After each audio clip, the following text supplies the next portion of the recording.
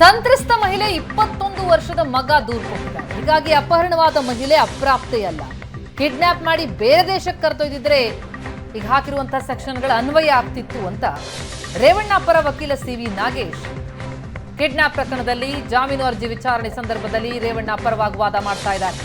FIR ಸರಿಯಾದ ಕ್ರಮದಲ್ಲಿ ಇಲ್ಲ ಅಂತ ವಾದಿಸ್ತಾ ಇದ್ದಾರೆ ರೇವಣ್ಣ ಪರ ವಕೀಲರು.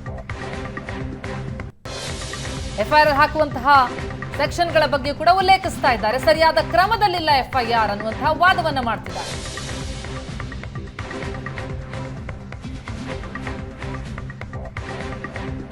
ಎಚ್ ಡಿ ರೇವಣ್ಣ ಜಾಮೀನು ಅರ್ಜಿ ವಿಚಾರಣೆಯ ವೇಳೆ ರೇವಣ್ಣ ಪರ ಹಿರಿಯ ವಕೀಲ ಸಿವಿ ನಾಗೇಶ್ ವಾದ.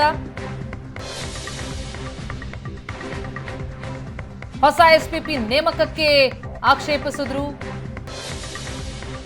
ಜೊತೆಗೆ ಈಗ ಹಾಕಿರುವ ಎಫ್ಐಆರ್ ಕೂಡ ಸರಿಯಾದ ಕ್ರಮದಲ್ಲಿ ಇಲ್ಲ ಅನ್ನುವಂತಹ ವಾದವನ್ನ ವಕೀಲ ಸಿವಿ ನಾಗೇಶ್ ಮಾಡ್ತಿದ್ದಾರೆ.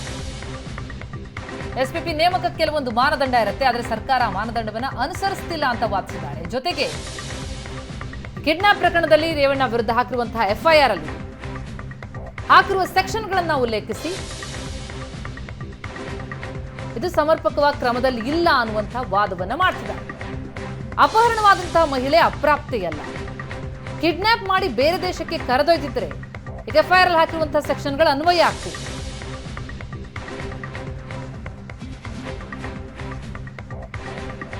ಆದರೆ ಹಾಕಿರುವಂತಹ ಸೆಕ್ಷನ್ಗಳು ಸರಿಯಾದ ಕ್ರಮದಲ್ಲಿ ಇಲ್ಲ ಎನ್ನುವ ವಾದವನ್ನ ರೇವಣ್ಣ ಪರ ವಕೀಲರು ಮಾಡ್ತಿದ್ದಾರೆ. ಎಲ್ಲ ಪ್ರಕರಣದಂತೆ ಇದೊಂದು ಸಾಮಾನ್ಯ ಕೇಸ್ ಅಷ್ಟೇ, ಇದನ್ನು ವೈಭವೀಕರಿಸಲಾಗ್ತಾ ಇದೆ, ಅನಾವಶ್ಯಕವಾಗಿ ಮಹತ್ವ ಕೊಡಲಾಗ್ತಾ ಇದೆ ಅಂತ ವಾದಿಸ್ತಾ ಇದ್ದಾರೆ ಸಿವಿ ನಾಗೇಶ್.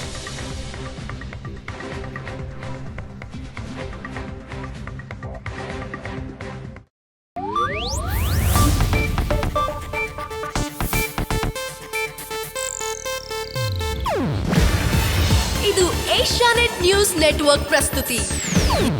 ನೀವು ನೋಡ್ತಿದ್ದೀರಾ ಏಷ್ಯಾನೆಟ್ ಸುವರ್ಣ ನ್ಯೂಸ್.